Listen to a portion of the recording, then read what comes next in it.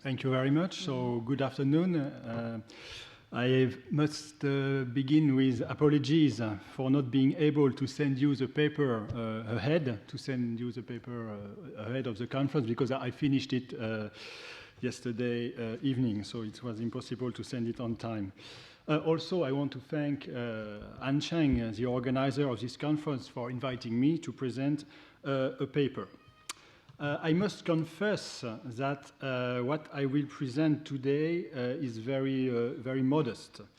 I am by no means a specialist of the history of the India-China trade, and my presentation is not intended to break new grounds on this topic.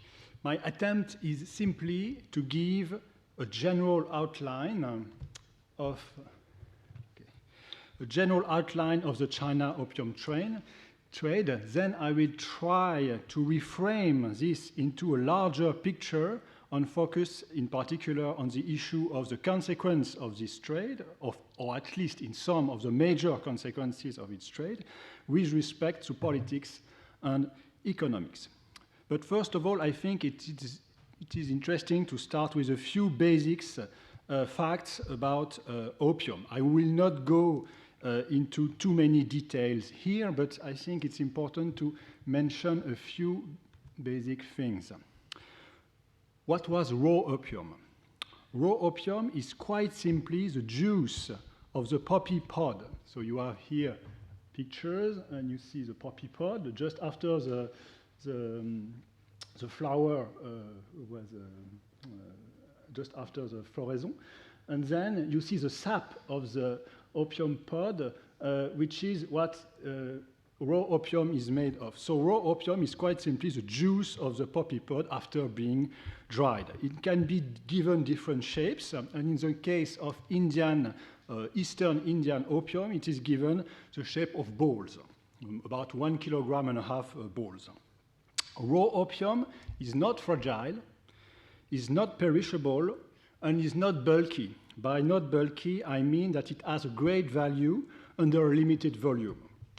Therefore, raw opium is an ideal commodity for long-distance trade. Raw opium has to be boiled in order to become prepared opium. Prepared opium is liquid. It has a consistency of syrup. It is also called chandu. And this operation, so the boiling of opium that you can see here, this operation always takes place near or at the place of final consumption, okay? So that means that the trade of opium means trade of raw opium, okay? We do almost never trade prepared opium, because raw opium is so easy to ship and to transport.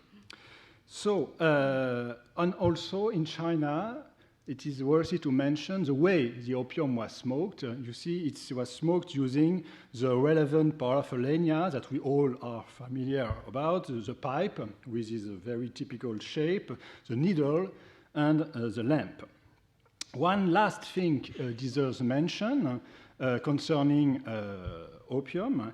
It is that, exactly like wine, the quality of opium varied greatly according to the place where the poppy was planted, as well as the way and the care the opium was processed.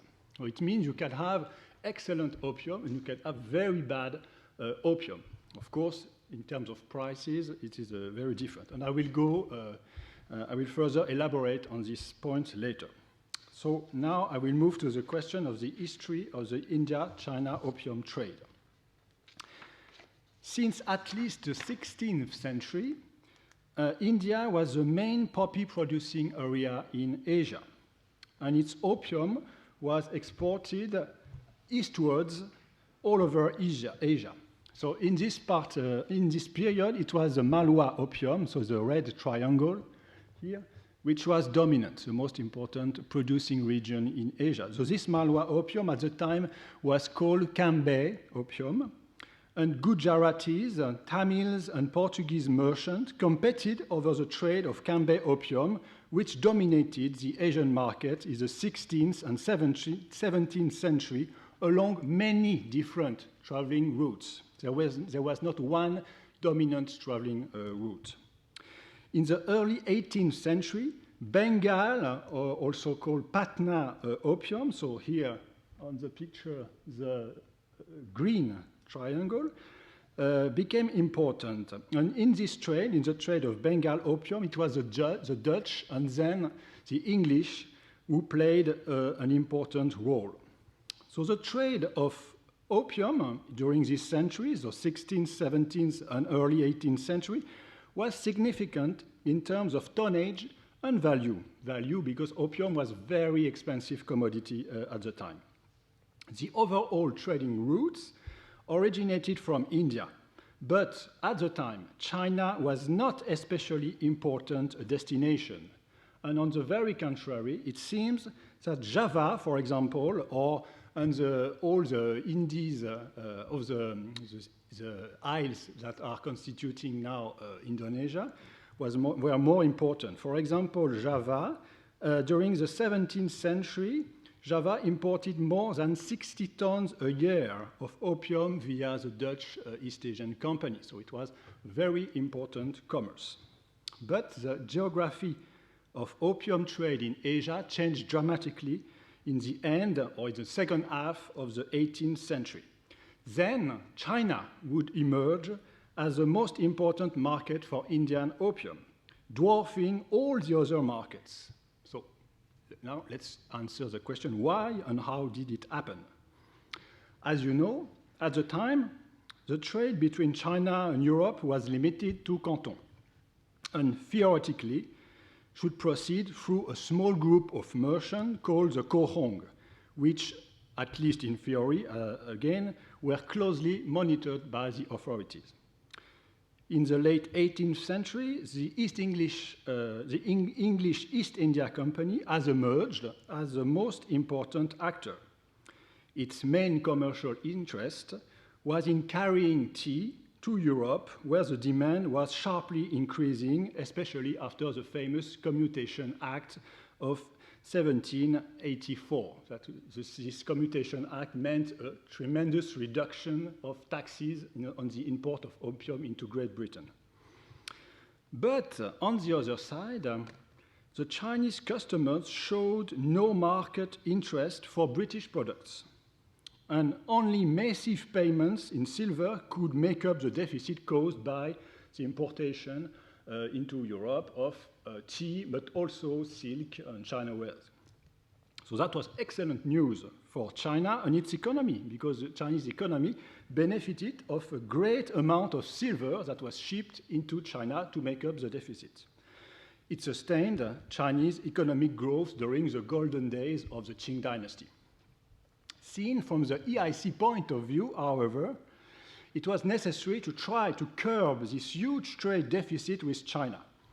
So what the EIC did was trying successive commodities to try to find something the Chinese customer would buy.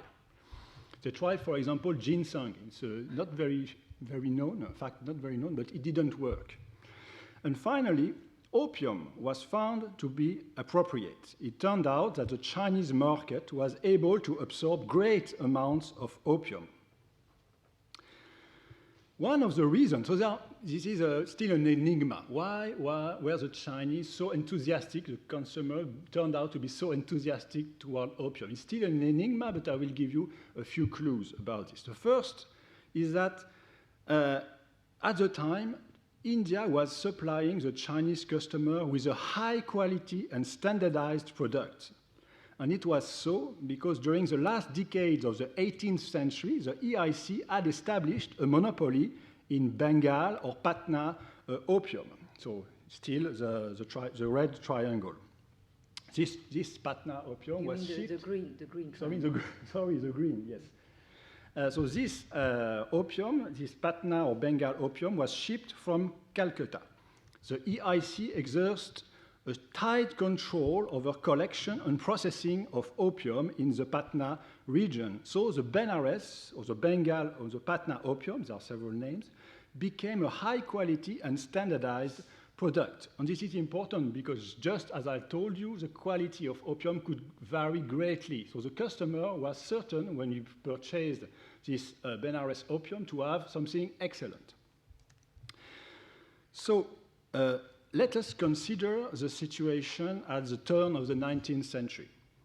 The EIC controlled the production of opium in the Gangetic area, and the Chinese were willing to purchase that opium.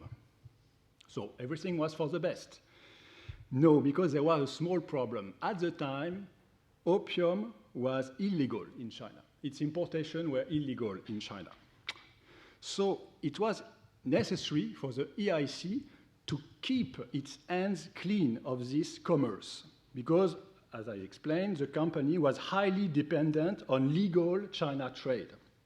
So what did the EIC to circumvent this difficulty? It sold in Calcutta its monopoly opium to independent country traders.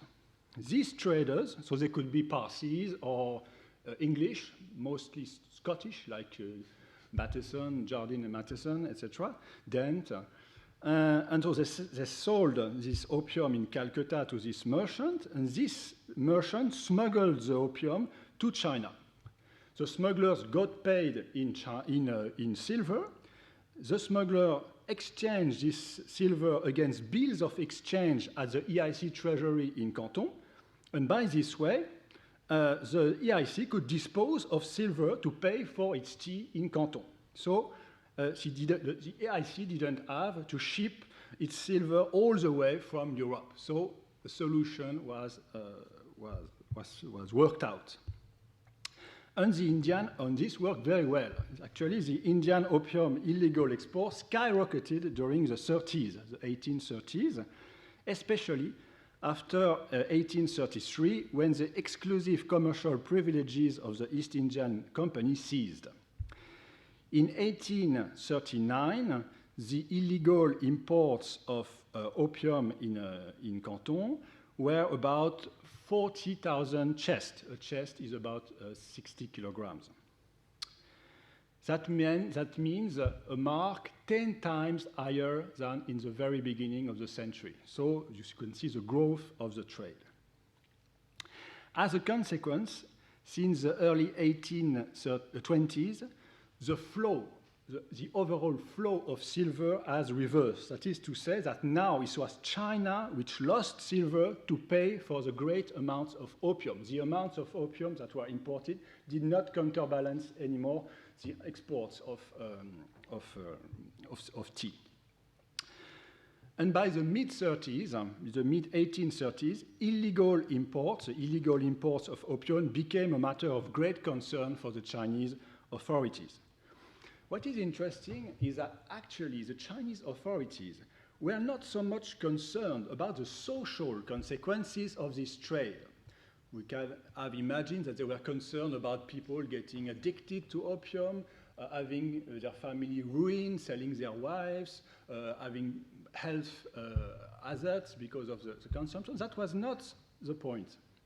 The point for these authorities was the economic consequences, because the effects of the outflux of silver was beginning to be felt in China. And the first consequence was of this flux of silver outside China was a deflationist effect, because in a country, when the quantity of money plummeted, of course you have deflation. And this is a complete disaster in terms of economy. The second effect, more specific to China, was that China at the time had a bimetallic system, copper and silver, copper for the small transaction, silver for the bigger transaction.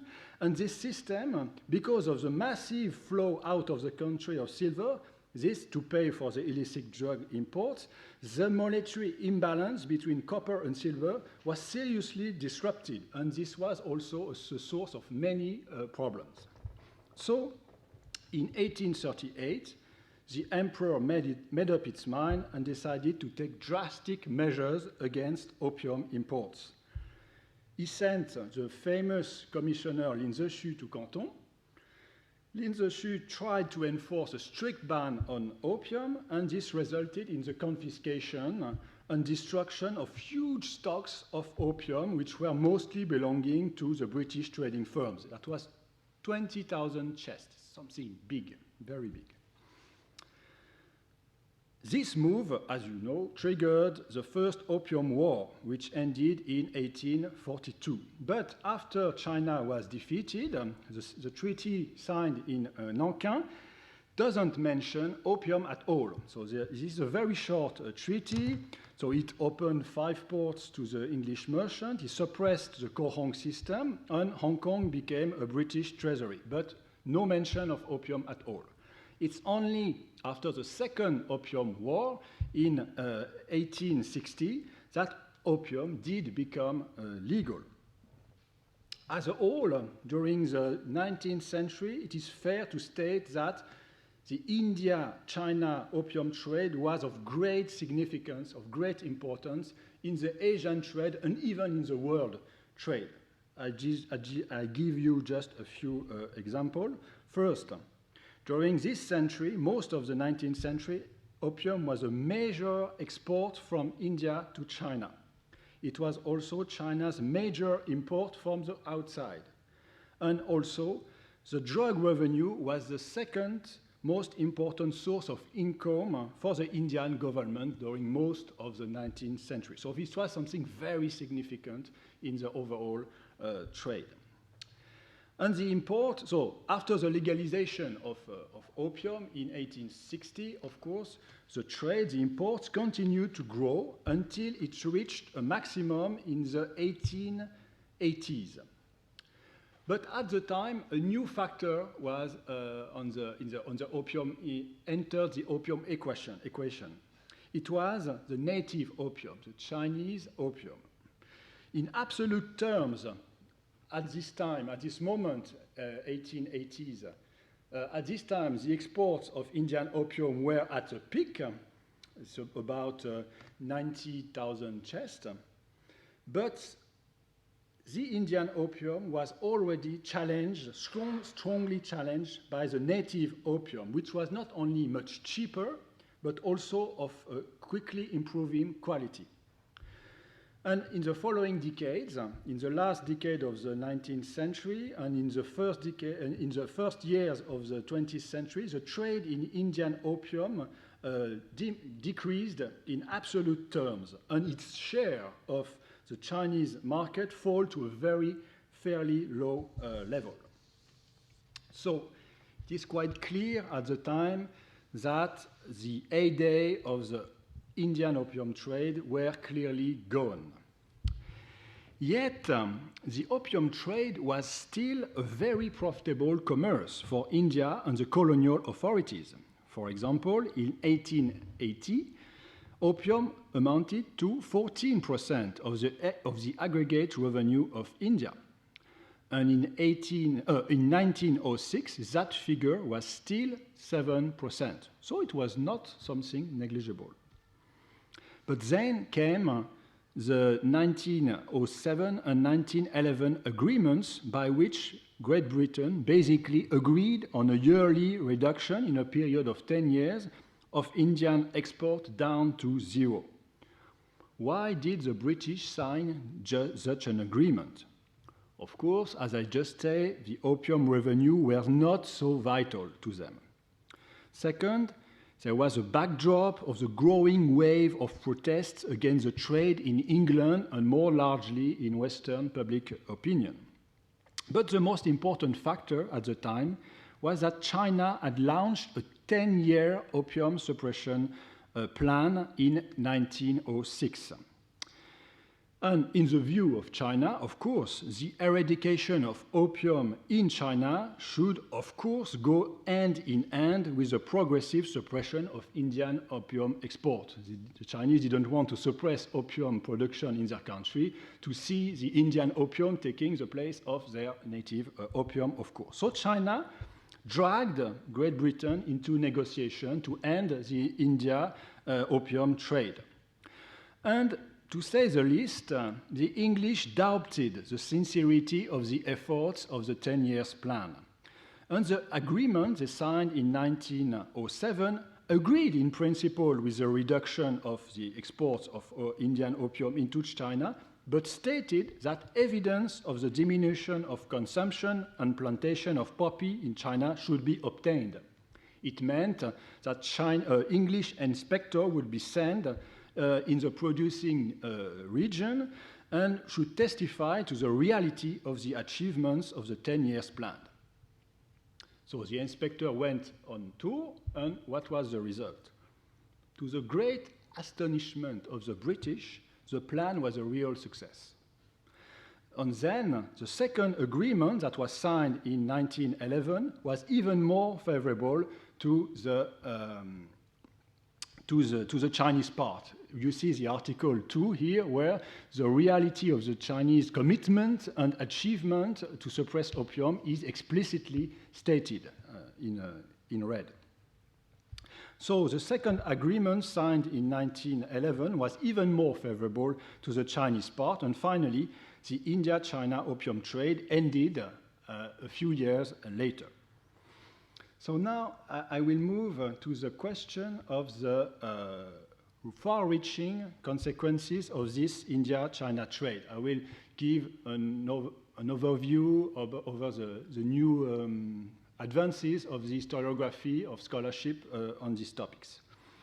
In terms of politics, according to scholars like Karl Trocki and Fred Weckman, without the drug, there probably would have been no British Empire. That is to say, their main argument is about the importance of the opium revenues and opium farms to supply fiscal revenues for the colonial authorities in India, but also more widely in Asia. And it is reality. 1/6 of the India opium colonial revenue were derived from opium in the middle of the 19th century. And this was something very important. But fiscal revenue were not the whole story. And other scholars, like, for example, Claude Markowitz, has an interesting point when they make it clear that opium was also an impetus for the British to securing a better control over some independent states of India which were taking part into the smuggling networks. And Markowitz, in an article, demonstrates that Sindh is nowadays a part of Pakistan, with its main city being Karachi.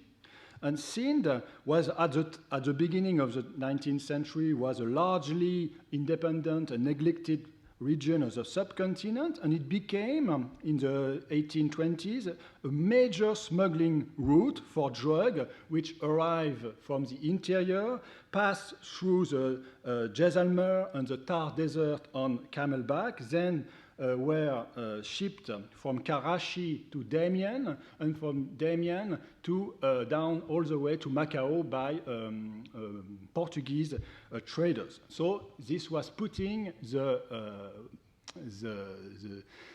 commerce of the Benares monopoly into jeopardy. And the British reacted in annexing Sindh into the British Indian Empire a few years later. So there is a dynamic which goes beyond only the revenue of opium.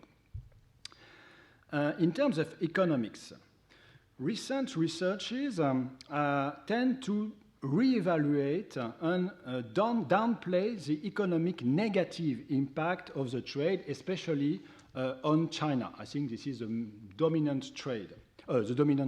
Sorry.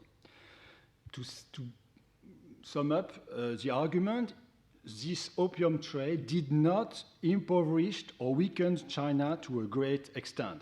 So scholars like Lin Man-hong or Takeshi Hamashita, for example, they have shown that the period when China was losing its silver was quite limited. It was only 4 decades, and then the dynamics of China's imports, especially of tea and silk, was more important a factor than the trade imbalance caused by opium. So quite rapidly, China ceased to lose its silver. Other scholars have shown that exactly as the colonial powers, the Chinese states has benefited the opium trade. And this was, of course, especially true after the legalization of opium of 1860. Then the opium taxes became a fiscal prop of the state-building efforts that were taking place in the context of the self-strengthening movement, a time when the Chinese state was craving for fiscal resources, and the taxes on opium were very useful in that purpose. Another aspect of the economic impact was that it did pave the way, the opium trade did pave the way to a spectacular capital accumulation in the hands of successful country traders. So this commerce lasted for almost 1 century, was very profitable, and several generations, several waves of merchants took profit and gained prominence thanks to it. So the first generation were mainly Parsis, Gigi Boy, we have already mentioned, and Scottish merchants, and then came other generation of merchants like Jews, the Sassoon dynasty, who took the lead in the 1870s. The issue of capital accumulation in the hand of British and Parsi merchants in India is now relatively well documented. It has been the focus of several pieces of scholarship in India. But interestingly, this question is left virtually untouched on the Chinese side, whereas it is clear that fortunes were built by Chinese merchants and compradores on the opium trade. The trade had also tremendous consequences in the networks of cities in Asia, which was completely remolded along the opium trading route. Let's take the example of one of the two major trading routes, the trading route departed from Bombay and arrives in Hong Kong.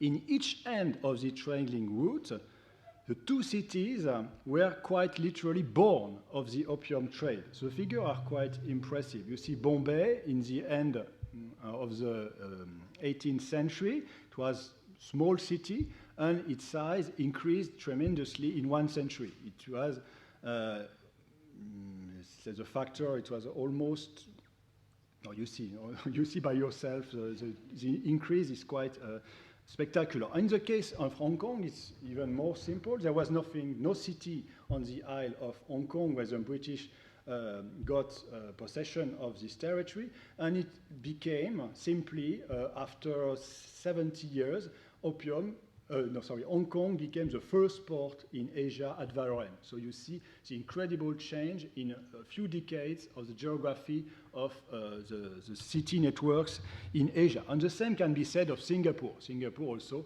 the growth of Singapore, spectacular growth of Singapore also is very linked with opium.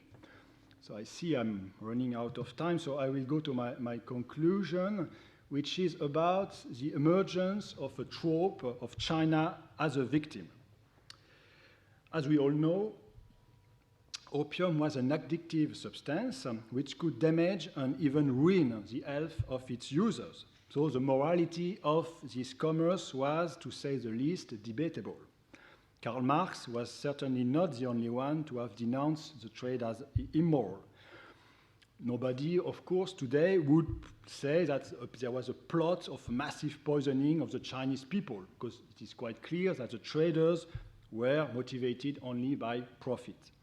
Yet there is an interpretation of the opium trade that gained currency under the aegis of the Kuomintang in the 1920s and 1930s. According to this interpretation, China has been the victim of imperialism not because it was intrinsically weak, but because it was purposely weakened and even poisoned by the English. So the opium trade, the India-China opium trade, is seen as a weapon in the hand of the British imperialists to weaken China. This idea was mostly a creation of the Kuomintang, but the CCP, the Chinese Communist Party, enthusiastically took up this rhetoric, and the commerce of Indian opium and the subsequent opium wars and unequal treaty became a cornerstone of the official historical narrative in the People's Republic of China. And it is still true today. It is still true since after 1989, the opium trade and opium war went back to the front in the months following the Tiananmen massacre. Because at the time, the Chinese Communist Party had the brilliant idea of taking profit of the anniversary of the triggering of the first opium war to deflect public wrath toward an external enemy, that is to say, imperialism. So I think we can arguably say that the more lasting effect of the India-China opium trade is connected with the construction of an historical narrative of China vis-à-vis imperialists, which is today still very strong. Thank you for your attention.